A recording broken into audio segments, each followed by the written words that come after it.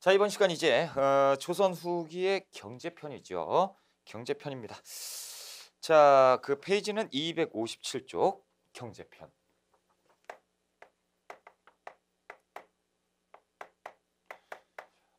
조선 후기는 그 우리가 이제 정치편을 간단하게 끝냈죠. 그러다 보니까 이제 경제하고 사회 부분이 조금 중요해요. 왜 그러냐면 조선이란 나라가 조선 전기는 이제 탄탄하게 갑니다. 그렇죠? 신분제가 탄탄하게 가다가 임진왜란이 들어서고 이 발발하고, 그리고 나서 조선 후기로 갔을 때 납속책과 공명첩을 시행하죠. 그러면서 신분제가 변동을 해요. 그러면서 이제 그 양반이 폭발적으로 증가를 하면서 이 사회 구조가 변해요. 사회 구조가 변하고, 그리고 이제 성리학의 병폐가 드러나기 시작하죠. 그러다 보니까 그 경제도 조금 취약한 부분이 보이고, 그러다 보니까 그 국가 통제가 조금은 약해져요. 그러다 보니까 그 백성들이 잘 먹고 잘 살아야겠다, 그런 개념이 생겨버리고 점차적으로 돈이 최고인 세상으로 가버립니다. 그렇기 때문에 우리가 정치편보다 오히려 경제사회편을 조금 더 공부를 해야 되지 않느냐. 그래서 이제 그 조선 후기는 경제와 사회편이 조금 더 중요해요. 조선 전기는 아무래도 정치편이 중요하다고 하면, 그래서 시험에서도 경제와 사회편이 시험 문제 많이 나오죠. 자, 그 첫 번째 볼게요. 수치체제 개편이지요. 그래서 이제 양벌 1번의 농촌사회 동요입니다. 배경은 임진왜란과 병자 호란. 그래서 두 개를 합해서 양란이라고 불러요. 호란과 외란. 그렇죠? 경작지가 황폐화됐고요. 기근과 질병이 유행하고, 양반 지배층은 정치적 다툼에 몰두하게 되고, 그러니까 이제 이 친구들은 다 그 붕당에 빠져가지고, 그렇죠? 당파 싸움이라고 하는 자신들의 이익만 챙기고 있다는 거죠. 자, 동그라미 2번에 국가의 대책 수치체제를 개편해 보자. 왜? 농민들이 자꾸 이탈한단 말이죠. 세금 내기가 너무 버거우니까 세금을 피해보자. 그래서 이제 이탈을 한단 말이죠. 그러다 보니까 이제 그 국가에서 세금을 매겨야 되는데 이 세금을 내야 될 백성들이 줄어들어요. 거기에다 이제 양반들이 늘면서 상대적으로 양반을 돈을 주고 샀던 농민들의 수가 작아지죠. 그러다 보니까 이제 국가가 허덕이게 되는 것이죠. 자, 한 개, 수치체제 개편은 양반 지배체제를 위한 것. 그래서 농촌사회 안정에는 한계가 있었다. 자, 이제 영정법, 대동법, 균역법을 할 건데 이것이 우리 요번 시간의 핵심이에요. 무조건 시험에 나온다라고 보시면 돼요. 자, 수치체제를 정리를 한번 해봅시다. 자, 전세예요. 전세라고 하는 것은 그 땅에다가, 그렇죠? 땅을 가진 사람들에게 부과를 하는 건데, 자, 그 여말 선초, 그러니까 고려 말 조선 초에 갔을 때 무엇이 지배를 하냐면 과전법이 지배를 하죠. 자, 과전법은 토지제도이면서도 수치체제도 됩니다. 그러니까 이 과전법에 의해서 토지 결수에 따라서 너무 많이 내요. 토지 1결당 30두를 납니다. 그러니까 1리터 30두. 1두라고 하면 그 보통 이제 3.3두 정도? 3.3리터 정도? 그러니까 곱하기 하면 엄청나죠. 그러니까 두는 뭐 리터로 계산하는데 하여튼 양이 엄청나요. 그걸 또 쓸데없이 계산하시는 분들 계시는데 그러지 마시고, 시험 안 나오니까 몇 리터냐 이런 거 안 나와. 자, 이렇게 하다 보니까요. 그 30두씩 내니까 그 엄청난 부담감으로 작용을 하죠. 그러니까 그 사람들이 다 상추를 이탈을 해요. 세종 때 이것을 개편하기 위해서 공법을 만들어 버리죠. 그래서 세종은 전문 6등법, 연분 9등법을 시행해요.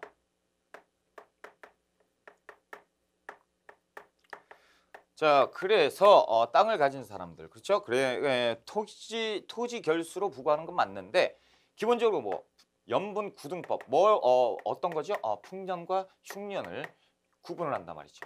풍년 기준으로 한다라는 거죠. 그리고 이것은 땅의 비옥도, 좋은 땅을 가졌느냐 나쁜 땅을 가졌느냐 이걸로 계산을 하죠. 그래서 토지 1결당, 자, 미국을 몇 두? 최하 4두에서 몇 두까지? 최고 20두까지 이렇게 그 징수를 하는 제도가 이제 세종이었다라는 거죠. 그런데 문제가 생겼어요. 어떤 문제가 생겼냐라는 거죠. 일단 이것을 이 풍흉의 기준을 누가 책정해요? 관리들이 책정을 한단 말이에요. 그러니까 관리들이 부정부패하면서 어떻게 세금을 좀 더 걷어버려요. 그러니까 뭐라고요? 지금 풍년이네? 그러면서 이제 걷어들이는 거지. 흉년인데요. 그죠? 풍년이라 장부정지하고 자기가 이제 걷고 이제 올릴 때는 흉년으로 올리고 이런 식이에요. 전쟁 이후에 또 농경지가 황폐화되지요. 그러니까 전쟁이 또 있었어. 그러니까 전쟁 이후에 농경이 황폐화되니까 뭐 이런 구분 자체가 필요가 없어지고 그렇죠? 그리고 이제 그 양반들은 어떻게 자신의 땅을 숨기게 되죠. 은결. 그렇죠? 요런 것들이 증가를 해버리는 거예요. 그러니까 이제 문제가 생겼다라는 거죠. 그래서 이제 그 인조 때 이런 문제 해결해보자. 왜 세금이 안 거치냐? 이런 문제들이 있었구나. 이 나쁜 놈들이구나. 그러면 요것을 어떻게 할 것이냐? 일단 그 백성들이 이 향촌을 이탈하는 이유는 요 20두 너무 많다라는 거죠. 풍흉 요것도 관리들이 책정을 하는 것이고 에이 그럴 거면 그러지 말고 아예 하나 고착화 시켜버리자 고정시키자 이른바 영정법이죠. 영정법이라는 것을 시행을 하는데요. 자 토지 1결당 미국 4두로 고정을 시켜버리는 거예요. 그러면 최하두가 4두였는데 지금 4두로 최하두 고정을 시켰죠. 그럼 백성들이 최하의 그러니까 대흉년 때 기준으로 냈던 것을 내면 되니까 엄청 좋지요. 그렇죠? 그래서 이 풍흉의 기준은 없어졌다. 그러니까 시험에서 이 단어가 잘 나와요. 풍흉의 기준으로 이렇게 냈다. 풍흉 관계없이 이렇게 냈다. 이런 것들이 이제 시험 문제 잘 나옵니다. 자 이렇게 하다 보니까 예전에 이제 20두가 뒀던 걸 4두가 뒀잖아요. 그러니까 국가 재정이 완전히 바닥으로 쳐버리지요. 일단 백성들은 좋아하는데 그렇죠? 자 그래서 요거 이제 모자란 거 있잖아요. 모자란 거는 어떻게 할 것이냐? 일단 전세 비율이 감소한 것은 사실이고 그러다 보니까 국가 재정이 바닥을 쳐버리죠. 그래서 안 되겠다. 수수료, 운송비 그리고 보충비 자 요런 것들을 지주에게 다시 걷게 하는 거예요. 그래서 야 수수료가 필요하네 운송비도 필요하고 보충비도 필요해. 그러니까 니들이 조금 내야겠어 라고 하면서 이제 납부를 시키게 되는 것이죠. 자 그럼 당연히 지주는 누구에게? 농민에게 전가하겠죠. 그렇죠? 게다가 여기에서 문제가 있는데 이걸 계산을 못한 거예요. 농민들은 자작이 많습니까? 소작이 많죠. 그러다 보니까 자신들이 갖고 있는 땅이 없어요. 땅이 없는데 토지 1결, 토지 기준을 냈는데 이 농민들은 해당 사항이 없다라는 거지. 그렇죠? 농민들은 해당 사항이 없어요. 땅이 없는데요. 그러니까 이 해당 사항이 없는 사람들 예전 그대로 계속 내게 될 수밖에 없는 거죠. 혜택을 받을 수가 없었던 것이 이 영정법이다라는 거예요. 자, 영정법 한번 볼게요. 동그라미 1번에 배경이에요. 양난 이후 그러니까 이제 외란 거 호란 이후에 농경지가 황폐화됐죠. 토비제 제도도 문란이 됐어요. 그래서 어떤 표현을 쓰냐면 어디다 쓰지? 여기다 그냥 쓸게요. 토지대장 이렇게 쓰지 않겠죠. 우리는 국사시험이니까 뭐라고 써요? 양안의 소실. 자, 이것이 무슨 내용이에요? 양안의 소실 토지대장이 없어졌잖아요. 그러니까 이게 뭘로 가는 거예요? 은결로 가는 거예요. 그렇죠? 이런 문제가 생겼죠. 자, 동그라미 2번의 시행입니다. 인조 때 풍흉과 관계없이 인조 때 인조 때 풍흉에 관계없이 토지 1결당 4두로 고정시켜버렸다라는 건데 이 내용을 가지고 뭐라고 하냐면 양척통일법 이 단어도 좀 적어놓자라는 거죠. 그래서 시험에 양척통일법 이런 내용이 나오면 이게 영정법이구나 이렇게 하시면 돼요. 자 결과 전세 비율이 이전보다 다소 감소했죠. 자, 수수료, 운송비, 그리고 뭐 보충비, 자연 소모에 대한 보충비 이런 것들은 이제 결국에 농민에게 부과하면서 농민을 위한 제도가 오히려 농민을 그 힘들게 하는 그런 꼴이 돼버렸죠. 그래서 이런 것들이 이제 문제고 여기에서 이제 시험에 나올 때 이 영정법에 대한 내용을 써줘요. 아니면 그 이 세종 때 그 전분 6등법, 연분 9등법 있죠. 요것을 사료를 내줘요. 그래서 요거에 대한 대책으로 만든 것이 무엇이냐 이렇게 물어봐. 근데 이제 정답은 뭐가 나오냐면 수수료, 운송비, 보충비를 징수하였다. 요거에서 찾으세요. 요거. 그리고 토지 1결당 미국 4두. 경우에 따라서 4두에서 6두로 납부시켰다라는 것도 맞는 표현으로 그냥 보세요. 이런 것들도 정답으로 시험 문제 나온 적이 있어요. 간간히 출연을 하는데 이렇게 이제 고정시켰다. 이게 기본이고.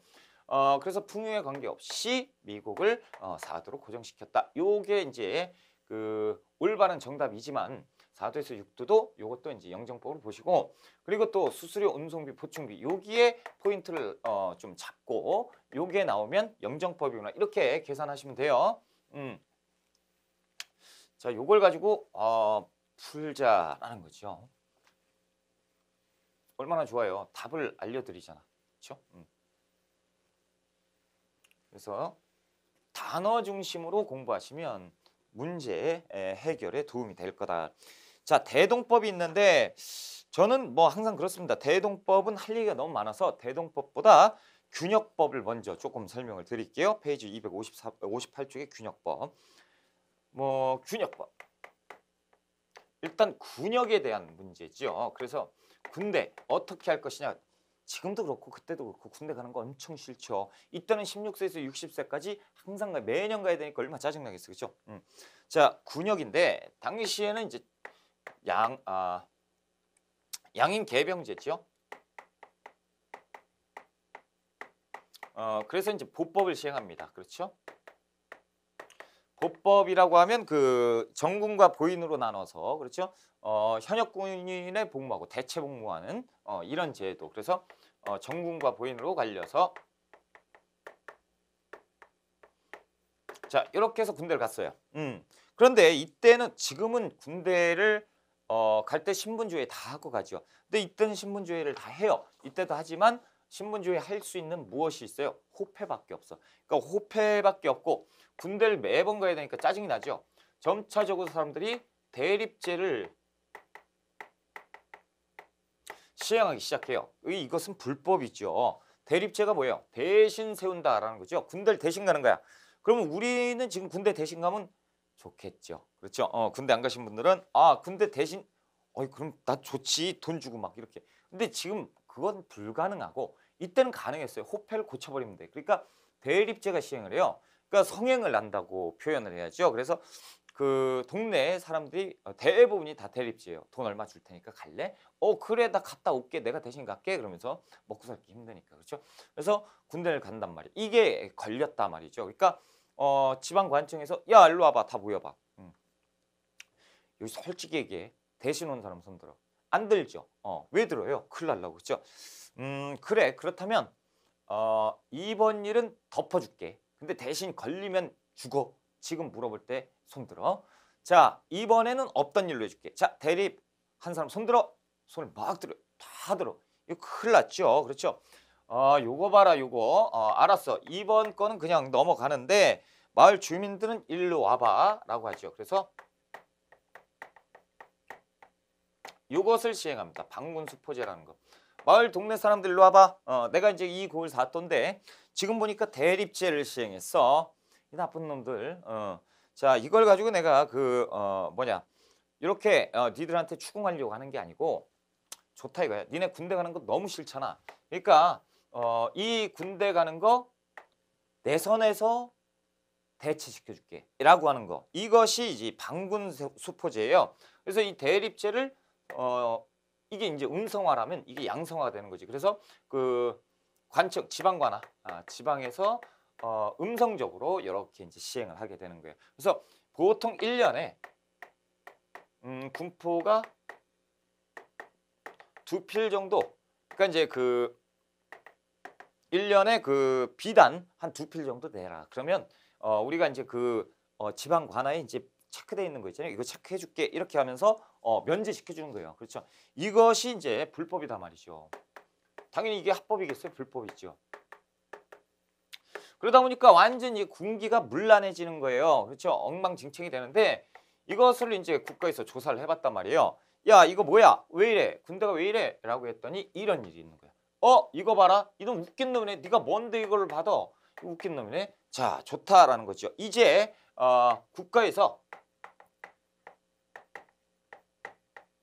국가에서 이것을 합법화 시켜주겠다. 그러니까 국가에다 돈을 내라. 이렇게 되는 거야. 그래서 이것이 이제 합법화돼요. 요것이 이제 군적 수포제입니다. 군적 수포제. 그러니까 요거는 이제 불법인데 이제 합법이 된 거야. 그래서 국가에다가 군포를 납부해라라는 거죠. 그래서 이 군적에다가 올리고 포를 징수받는 거죠. 요것이 이제 국가에서 하는 거. 그래서 보통 이 1년에 군포 2필, 요것도 이제 1년에 군포를 보통 2필로 받게 되는 건데 요거의 이제 단점이 뭐냐면 자, 요것도 1년에 2필, 요것도 1년에 2필이잖아요. 특징이 자, 지방관할라고 했죠. 지방마다 다 틀려요. 인구가 많은 데는 몇 포 더 받고 인구가 적은 데는 몇 필 더 받고 이렇게 되는 거예요. 몇 필 덜 받고. 그렇죠? 그러니까 이 군적 수포제도 이렇게는 나왔지만 국가에서 맨 그 지방에 갈 수는 없잖아요. 그러니까 똑같이 돼 버려요. 그러니까 이제 평균치로 나뉘어서 이제 1년에 군포가 2필 정도지 어느 지역마다 다 틀리는 거예요. 어느 지역은 3필, 어느 지역은 1필, 어느 지역은 막 5필. 그럼 이제 골치 아프죠. 이것이 이제 문제가 되는 거예요. 조선 후기 가니까 엉망진창이구나 이게. 군대가 어쩌다 이렇게 된 거야. 영조 때. 자, 이제부터는 국가에서 직접 이것을 확실하게 군역에 대해서 우리가 관리를 하겠다라고 해서 시행한 것이 균역법입니다. 자, 균역법이라는 것은 똑같이 나눠서 역을 분담한다 뭐 이런 뜻이겠죠. 그렇죠? 그래서 1년에 군포를 몇 필 받았죠? 2필 받았던 것을 1필로 감해 주는 거예요. 그래서 1년에 군포 1필만 납부하면 니들이 군대 가는 것으로 대체하겠다. 이런 거죠. 자, 이렇게 되니까 원래 받았던 거에서 반으로 줄잖아요. 그러니까 이것도 또 문제가 생긴 거야. 그래서 이것을 어떻게 보충을 하지? 그래, 이렇게 하자. 그래서 이것을 결작이라고 합니다. 결작. 모질란 거. 이 모질란 것을 결작미라 해가지고 지주에게 부담을 시켜요. 역시 지주는 조금 있다가 이제 농민에게 다시 전가하겠죠. 자, 결작이라고 하고 이 결작의 내용은 선무궁관포,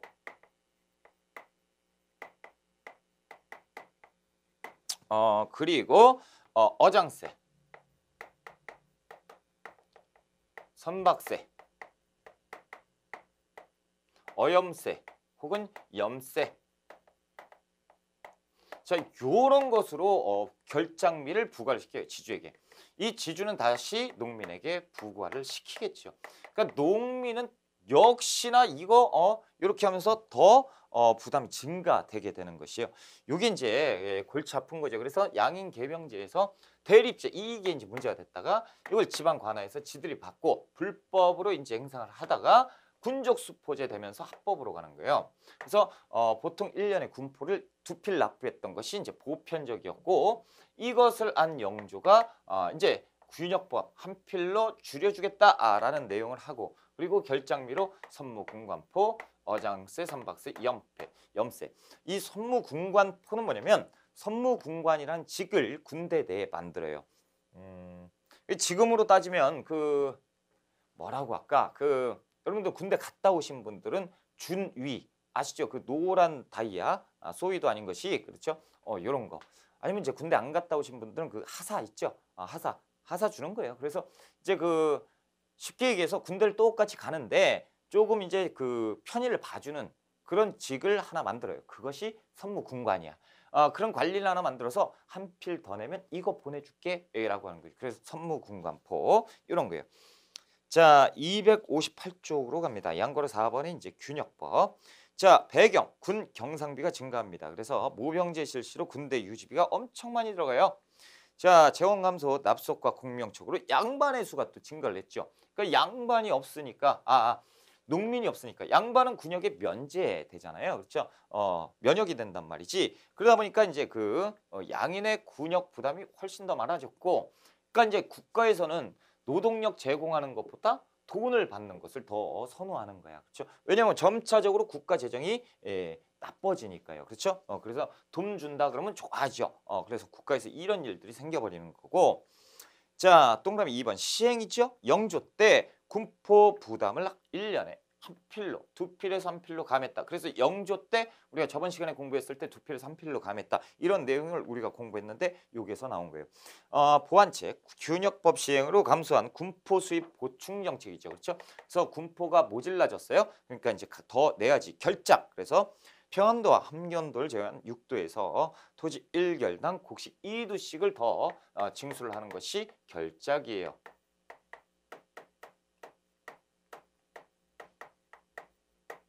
요거. 그래서 이 표현도 잘 나와요. 선택지 잘 나와. 자, 선무군관포 일부 상류축에게 선무군관이라는 칭호를 주고 군포를 한 필 더 받는 것. 자, 그리고 잡세, 왕실 수입 중 어세, 염세, 선세, 어장세, 선박세, 어염세 뭐 이런 것들이에요. 이런 것들 가지고 더 부과를 해라. 이렇게 이제 했던 거. 결과 농민의 군포 부담이 일시 줄어들긴 하는데 결국엔 이렇게 돼서 결작의 부담이 소작 농민에게 다시 부과가 되죠. 그래서 군포 징수 과정에서 폐단은 계속되었다라는 거예요. 자, 그래서 아까 이제 영정법과 균역법을 구분을 할 때 이제 군대 얘기가 막 나온단 말이죠. 전군과 보인이 어쩌고 대립제가 성행했고, 그래서 이제 국가에서 군적 수포제 막 이런 사료들이 쫙 나오고, 그러다가 이제 뭐가 나와요? 어장세, 선박세, 염세 요거. 선무군관포 이런 거. 요런 거면 이제 결작이니까 균역법. 이렇게 들어가는 거예요. 그래서 아까 그 영정법에는 수수료, 운송비, 보충비 이렇게 나왔었잖아요. 근데 이 지금은 뭐예요? 어장세, 선박세, 염세로 구분을 하시면 된다라는 거예요. 자, 이렇게 해서 이제 균역법 끝났고요. 이제 하나 남은 대동법이에요. 대동법 엄청 중요하죠. 대동법이 최고예요, 최고. 대동법을 모르면 우리가 공부 안 한 거고, 대동법을 모르면 조선 후기의 경제 흐름을 절대 잡을 수가 없다라는. 뭔데 이렇게 막 그렇죠? 제가 막 계속 얘기를 하잖아요. 엄청 중요해서 그래요. 자, 대동법이에요.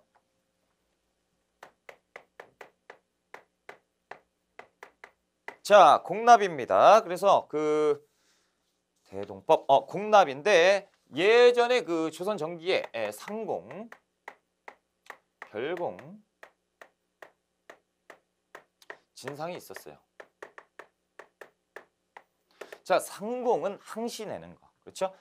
상시, 시시때때로 내는 거. 별공은 별도의 공납으로서 국가의 무슨 행사가 있거나 별도의 필요에 의해서 이제 납부를 하게 되는 것이고, 진상 같은 경우는 지방관이 임명됐죠. 그래서 그 지방관이 부임됐을 때 그때 이제 특별히 왕에게 진상하는 것. 이런 공납이 있었는데 공납이 엄청나게 짜증이 나는 거죠. 왜냐? 자, 이제 교과서 표현대로 하면 그 예전에 우리가 학교 다닐 때 교과서에 한국지리 공부했을 때 사회에서 대구는 이제 사과가 유명하잖아요. 그렇죠? 특산품. 자, 그러면 요 서울입니다. 자, 이 사과 공납 사과 특산품 니들은 이제 100박스를 내라 라고 부과를 했어요. 그럼 100박스 채워 넣어야죠. 그런데 흉년이 들었어. 이 동네에서 80박스밖에 안 됐단 말이야. 그러면 어떻게 해요? 저희 80박스밖에 안 돼가지고 저희 먹고 살 거 다 털어도 80개밖에 안 됩니다. 그러면 혼나든가 뭐 이렇게 되는 거예요. 그러니까 이 옆 동네에서 20박스를 사가지고 100개 수량을 맞춰가지고 서울에다가 갖다 줘야 되는 것이 이게 공납이었어요. 특산품이 특산품인데도 불구하고 옆 동네에서 사는 게 무슨 특산품이에요. 그렇죠? 이런 문제가 있고 그리고 또 여기 개막원은 문어를 납부해라라는 거죠. 문어 어떻게 생긴 건지도 몰라요. 문어가 뭔지도 모르는 애들한테 문어를 공납으로 바쳐라. 이게 어떻게 특산품이야? 개막원에서 그렇죠. 그러니까 얘들은 그 장부 딱 보고 얘들 저번 작년에 좀 덜 냈네. 여기다 부과하죠. 근데 그거 있구나. 문어 이렇게 엉망진창인 거예요. 그렇죠? 자, 게다가 이때 당시 이제 사과를 가지고 이제 갔단 말이야. 그러면 여름이라고 보자고 말도 안 되죠. 사과인데 여름. 그냥 그렇게 봐요. 여름이라고 봐요. 딱 갖고 가죠. 지금 뭐가 있어요? 무슨 뭐 비행기가 있는 것도 아니고 기차가 있는 것도 아니고 소 끌고 가야 돼. 소 끌고 갔는데 가서 보니까 50박스가 썩어 있어요. 그럼 어떻게 해요? 다시 내려가 가지고 다시 50박스 챙겨가지고 또 와야 돼. 안 그러면 큰일 나는 거예요. 법이 그러니까 공납이에요. 그러니까 이게 우리 전세 하여튼 역이 있죠. 해가지고 역의 의무 세금의 의무 중에 제일 힘들었던 게 공납이에요. 이 백성들이 공납 때문에 지쳐버려요. 이렇게 돼 버리니까 이제 이 동네 관청 주변에 이제 서리들 있잖아. 이 서리들이 머리를 써요. 이 동네에다 다 전화를 해요. 야, 얘들아, 공납 힘들지? 공납 힘드니까 내가 좀 도와줄게. 만약에 100박스 내라고 했잖아. 그러면 니들이 110박스에 대한 것을 이 돈을 그냥 나한테 줘. 그럼 내가 이제 10박스 이거는 이제 수수료. 그렇지? 10%는 내가 좀 먹자. 그러면 내가 내줄게. 오히려 이렇게 되는 것보다 이게 낫잖아. 그래서 이거를 시킵니다. 요것이 방납이에요. 그러니까 이제 공납을 대신 납부해주는 이런 제도들이 유행을 해요. 그러니까 서리들이 관청 주변에서 시장에서 이제 물건을 사가지고 갖다 내는 거예요. 대신 대납하는 거죠. 이것이 방납인데 이렇게 하다 보니까 서리들이 이제 담합을 했어. 그래가지고 야, 우리 조금 더 받자. 그렇죠? 이유는 그래 그거. 야, 우리 기름값이 올랐어. 유류비가 올랐으니까 안 되겠어. 20% 내야겠어. 그래서 우리가 20박스를 좀 가져야겠는데 120박스를 내. 열받잖아요. 그렇죠? 열받아요. 그러니까 싫어. 우리가 그냥 낼게. 마음대로 해. 그러려면 내.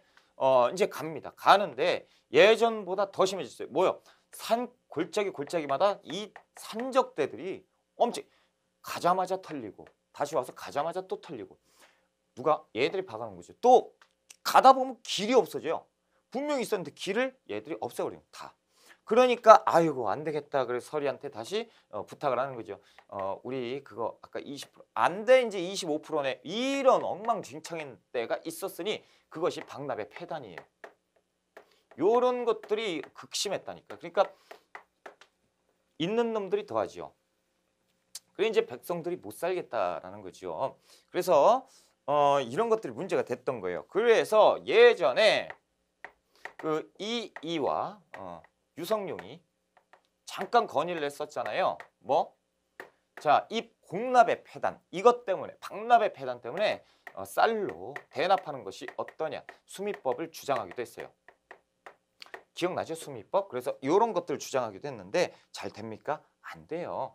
그러다 보니까 이게 이 엄청난 폐단 때문에 공납 때문에 이 향촌을 이탈하는 농민들이 굉장히 많았다는. 자, 그러다 보니까 안 되겠다. 누구예요? 광해군 때 드디어 시행하는 것이 대동법이에요. 자, 이제 백성들은 들어라라는 거죠. 자, 이런 문제가 있었다. 그래서 니들이 제일 힘든 건 특산품인데 특산품을 현물로 납부하다 보니까 이런 일이 있는 거 아니냐. 자, 이제는 토지 1결당 미국 16두를 납부해라 라고 했던 것이 광해군이에요. 그래서 요것이 이제 12두로 고착되는 것은 이제 숙종 때예요. 그래서 이 광해군은 뭘 설치하냐면 선해청을 설치합니다. 선해청. 그래서 이 선해청이 나오면 대동법 얘기예요. 그래서 이 선해청에서 1결당 미국 16도로 기준으로 잡고 그리고 현물 대신 미국이잖아. 그렇죠? 이렇게 하자라는 거죠.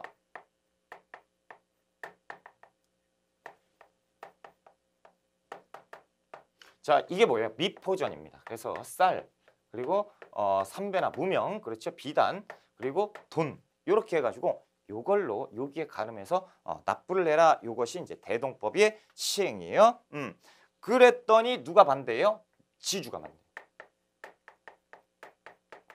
지주를 왜 반대를 합니까?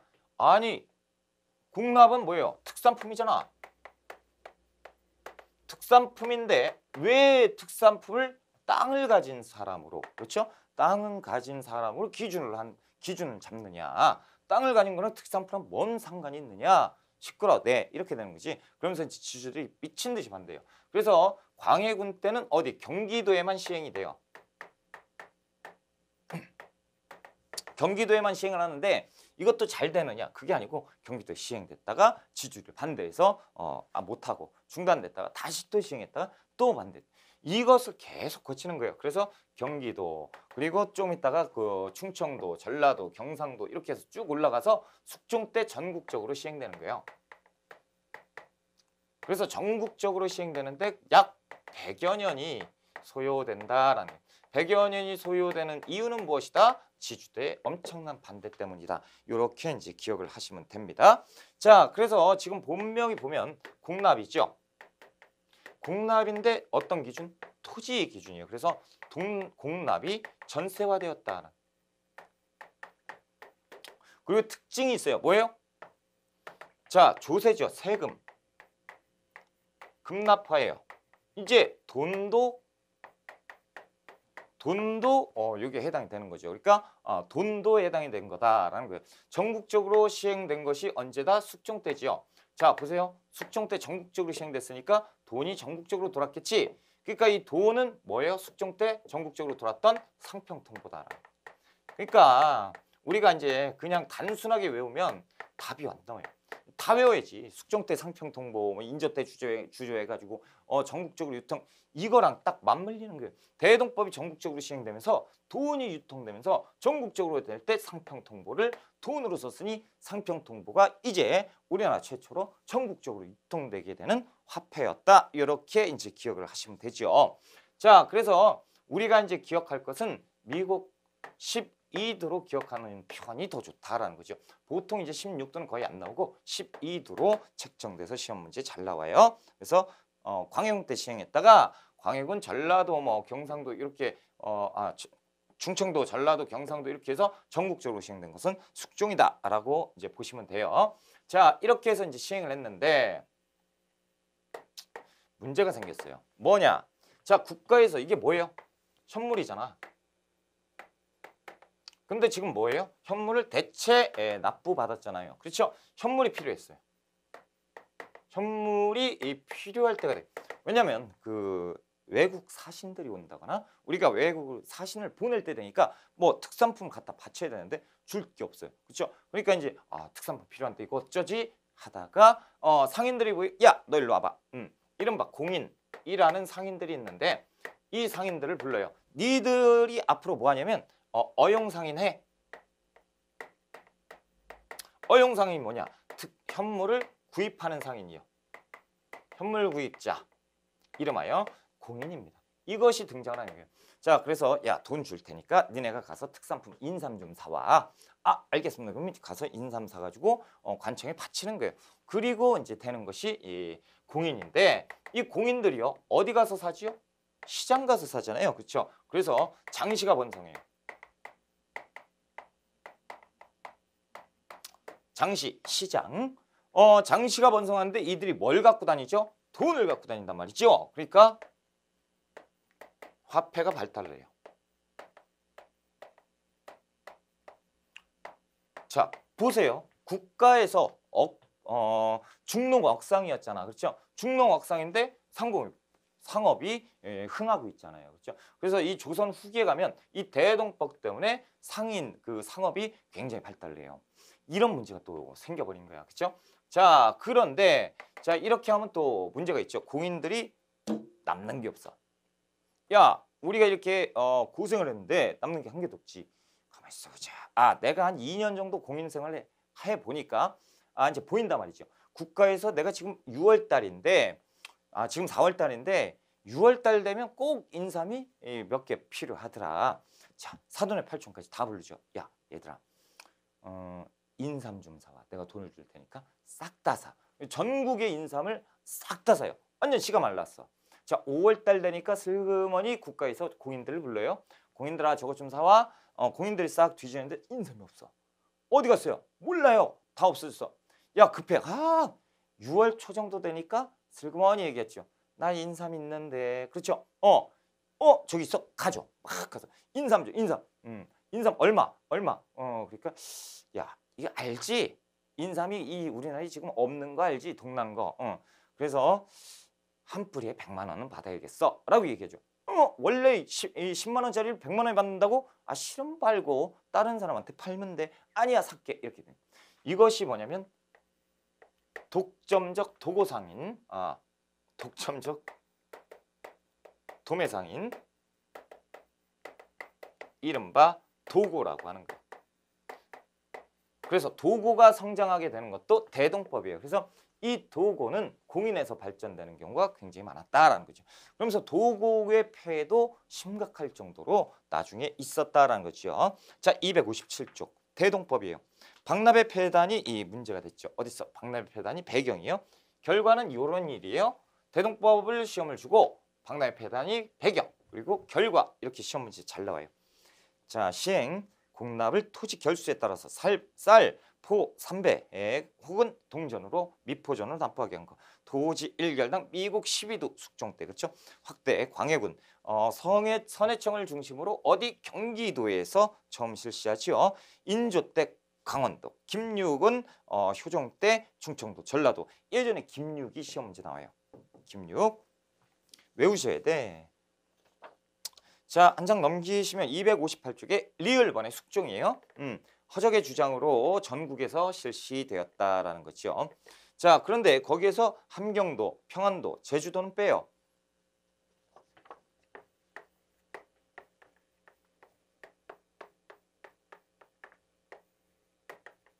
이쪽은 익류지역이라고 해서 세금을 걷지 않았어요.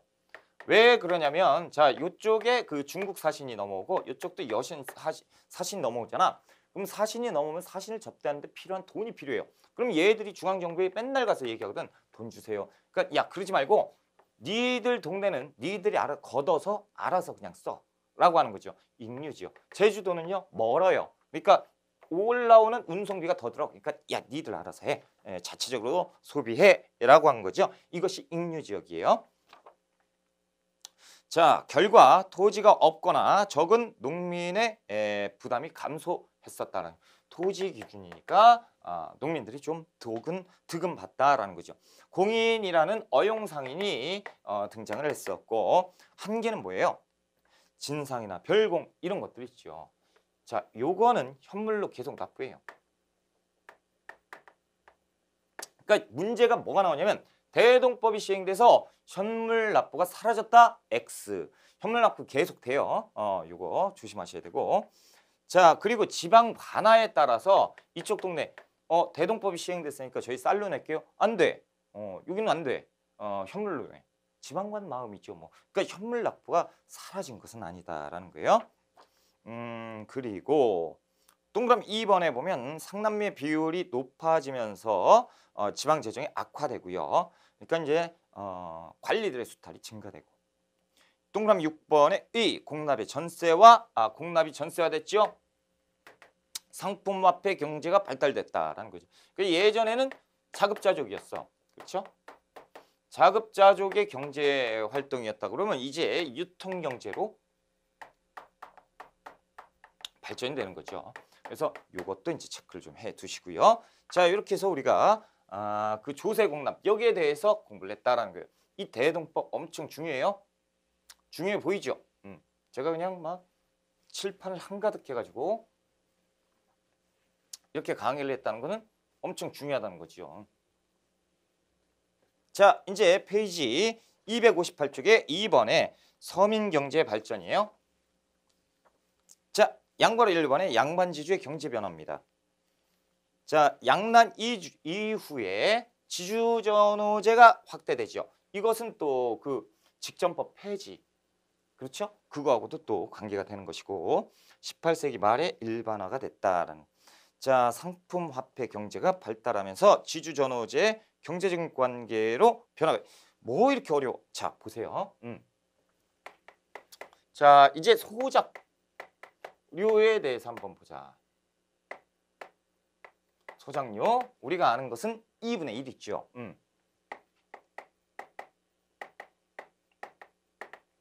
타조법. 자, 이게 조선 전기의 일반적인 건데, 자, 생산량의 2분의 1. 자, 이거 뭐예요? 비율이지. 그래서 정률지대라고 불러요. 비율대로 납부하는 거예요. 그러다 보니까 이 그 A라는 땅에서 지주가 있죠? 농민이 있어요. 소작이지. 소작농. A가 지주인데, 자, 보세요. 소작농이 100만 원을 벌어. 그러면 나는 50만 원 벌죠. 소작농이 200만 원 벌면 나는 100만 원 벌죠. 그러니까 자꾸 건드려. 지주가 계속 건드려. 이래. 내 땅 빌렸으면 이래야지. 그렇죠? 지주의 간섭이 증가하죠. 자, 그러면서 내가 일 막 시켰잖아요. 그렇죠? 이래 시켰어요. 그래서 100만 원 벌고 200을 벌었단 말이죠. 그럼 야, 내 덕에 돈 많이 번 거 알지? 그리고 내가 계속 일 시켜가지고 돈 많이 번 거 알지? 그러니까 이 그 종자나 그리고 농기구 이런 것들은 니들이 부담해야 되는 거 아니야? 소작농을 부담을 시키는 거죠. 자, 지금 보면 예, 어쩔 수 없죠. 알겠습니다. 이렇게 되는 거죠. 그러니까 지금 보면 신분적 예속 관계, 다시 얘기해서 신분적 상하 관계가 만들어지는 거예요. 그렇죠? 지주는 대빵인 거예요. 자, 이렇게 되다가 농민들이 지금 기주가 살죠. 그런데 조금 있다 이제 이 납속제 공명첩이 되면서 양반의 수가 폭발적으로 증가를 해요. 상대적으로 농민들의 수가 적어졌죠. 자, 줄어든 이 농민들이 가만히 있어봐. 노동력이 중요해졌잖아. 그럼 우리가 더 배짱 튕겨봐도 되는 거 아니야? 이게 소작도 너무 비싼 거 아니야? 그러면서 소작쟁이를 시작하게 돼요. 자, 이거 2분의 1 너무 비싼 거 아니냐? 그래서 얻어냈어요. 도조법. 이것은 뭐냐면, 자, 생산량의 보통 3분의 1인데 그렇게 공부하시지 말고 정액지대라고 공부하세요. 자, 요거는 뭐냐면 이제 그럽니다. 자, 소작농이 지주하고 관계가 자, 이렇게 되는 게 아니고 제가요. 여기에서 농사를 빌려 쓰는 대신 매달 100만 원씩 드릴게요. 그래? 그렇게 하자. 자, 소작농이 80만 원 벌었어요.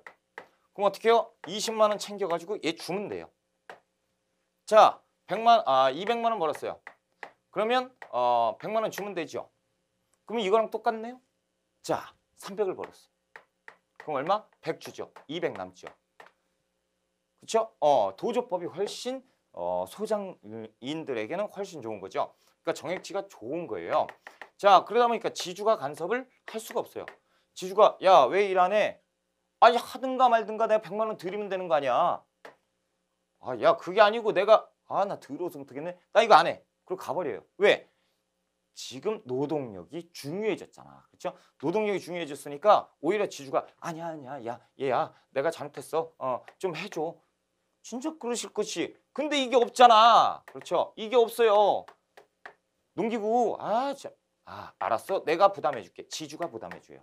고맙잖아요. 그렇죠? 지금 보면 뭐예요? 나 안 한다. 그리고 다른 데 가버리죠. 그럼 뭐예요? 이게 계약 관계 끝난 거죠.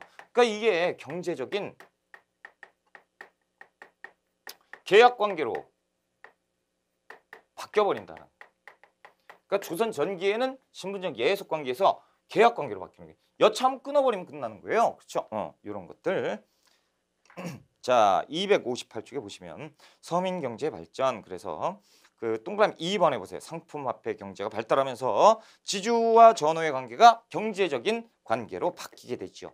소작인의 소작권도 인정이 되고요. 소작료도 일정액으로 변화가 되고, 그렇죠? 그러다 보니까 양반층도 분화해요. 그래서 대지주가 등장을 하고요. 뭐 이렇게 목락 양반이 자, 요것은 조금 공부할 필요가 있는데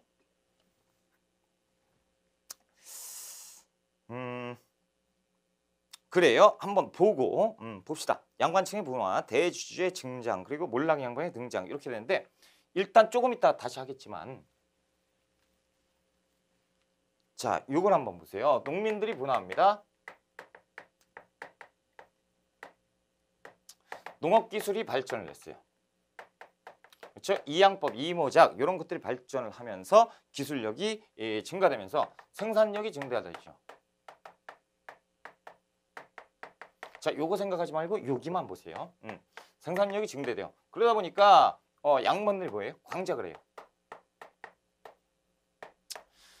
양반, 지주. 그렇죠? 그러다 보니까 농민들이 이제 분화가 됩니다. 광작이라는 게 뭔지 아시죠?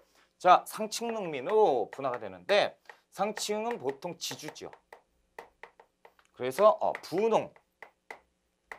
자, 지금 뭐 하고 있죠? 농민 하고 있어요. 양반이 아니고 농민이에요. 그러다 보니까 상층에서 돈 많은 농민이 생겨요. 이들은 뭘로 가요? 돈을 주고 양반이 되죠. 이른바 새로운 양반이다라고 해서 신양이라고 부르는데, 자, 농민들은 분홍이 돼요. 그리고 농민 신분을 유지하면서 지주인 사람들이 있죠. 자, 그럼 중층 농민은 뭐가 되냐? 지주는 여기 있으니까, 그렇죠? 뭐 자작농도 있을 수 있고요, 그렇죠? 소작농이 있잖아요. 자, 여기에서 보세요. 여기에서 이거가 여기에 해당되는 거예요. 지주인데 소작농. 그럼 어떻게 돼요? 이렇게 되잖아요. 그러면 농민이 농민을 지배하는 이 꼴이 돼요. 그러니까 농민도 분화되면서 농민이 위아래 개념이 생기는 거예요. 엉망진창이죠. 자, 그리고 하층 농민이 생겨요. 소작도 못했다. 임노동자 되는 거죠. 막리라는 거고. 그리고 어촌으로 가고 광촌으로 가고. 이것도 못해요? 그러면 유랑민이 되는 거예요. 유랑민 되면 초적이 되는 거죠. 이제 도적대가 되고 이렇게 되는 거예요. 자, 258쪽 동그라미 3번 양반층의 분화는 아마 다음 시간에 할 것 같고요. 자, 259쪽 보면 양괄호 2번에 농민경제 변화입니다. 그래서 동그라미 1번에 농업기술의 발달, 모내기법이 확대가 되지요. 자, 노동력이 절감되고 생산량은 증가가 되고 광작과 이모작이 가능해지면서 이 농민들이 이렇게 분화되게 되는 거예요. 자, 그리고 이모작에서요. 이모작에서 하나 써놓잖아. 벼와 보리의 이모작. 그런데 농민들은 이 보리 농사를 굉장히 좋아했어요. 왜냐하면 이 보리는 어디 소작류에서 대상이 되지 않아요. 그러니까 사람들이 이제 벼하고 보리를 선호하게 되는 거예요. 왜? 소작류에서 빠지니까 보리의 생산량은 다 내 거야. 그렇죠? 니은번 견종법인데요. 밭 고랑의 씨를 뿌리는 법이에요. 그래서 밭 이렇게 돼 있으면 밭 안에다가 그렇죠. 자, 수리시설 확충됐고 새로운 작물 정례에 16세기 고추, 옥수수, 17세기 호박, 토마토, 담배, 18세기에 고구마, 그리고 19세기 감자. 그래서 고구마는 일본, 감자는 청에서 전래가 되었다라고 되어 있는데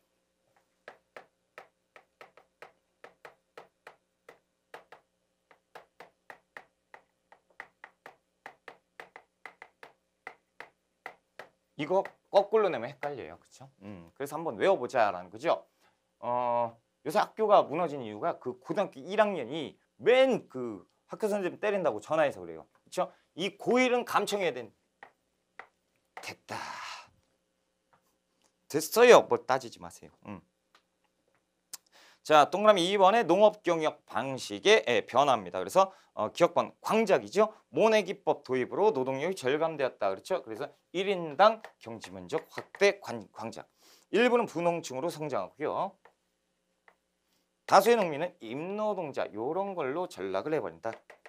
상품 작물의 재배, 시장에 팔기 위한 작물이 상품 작물이에요. 그래서 이제 밭에서 농사를 짓고 이 농작물을 가지고 시장에다 팔고 이윤을 챙기는 이 상품 작물. 예전엔 뭐예요? 자급자족이잖아. 그러니까 내가 만들어서 재배해서 내가 먹으면 그만인데 지금 그게 아니에요. 팔기 위한 작물들이 생겼다. 자, 그래서 쌀의 상품, 그 목화, 채소, 담배, 약초가 기본적인 밭농사인데 일단 이것도 질문 많이 들어와.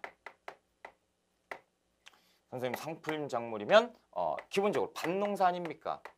맞아요. 이것이 원칙이에요. 그런데요, 이거저거 다 팔아봤어. 근데 쌀을 한번 팔아봤단 말이야, 쌀. 근데 쌀을 팔았더니 팔려요. 그러면서 쌀이 엄청나게 비싼 값으로 팔려요. 그래서 쌀을 했더니 이윤이 극대화된단 말이야. 그러니까 밭농사가 원칙이지만 이때 밭을 갖고 있는 사람이 논으로 바꾸는 논농사로 논으로 바꾸는 현상이 막 많아졌다라는 거죠. 이건 예외지.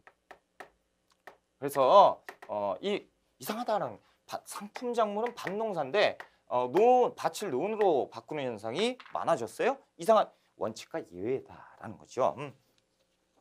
자, 그래서 지대 방식은 도조법이죠. 그래서 앞자 따서 타조법, 도조법. 이 소작료는 우리 농민이죠. 우리 평민이잖아. 소작료는 없애버리는 게 좀 좋지요. 타도하자 그러면. 그러면 절대 타조법, 도조법 헷갈리지 않는다. 자, 동그라미 3번에 수리 관계 시설, 기업번, 보호와 저수지들 이런 것들은 이제 많이 만들고요.